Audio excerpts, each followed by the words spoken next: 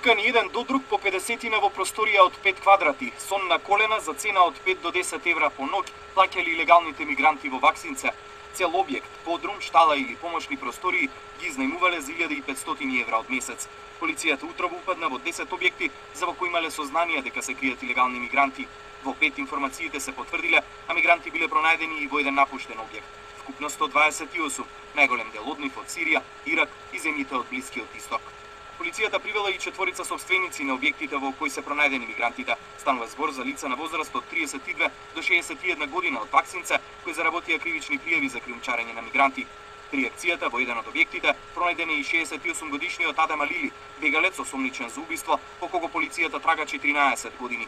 На 6 јануари 2001 во Куманово тој го застрелал таткото на девојката која требало да му биде снаа, поти не сакал да ја даде за невеста. Од тогаш до денес бил недостапен за истражните органи. При претресите пронајден и еден пиштол и поголем број муниција, ножеви и маскирни униформи.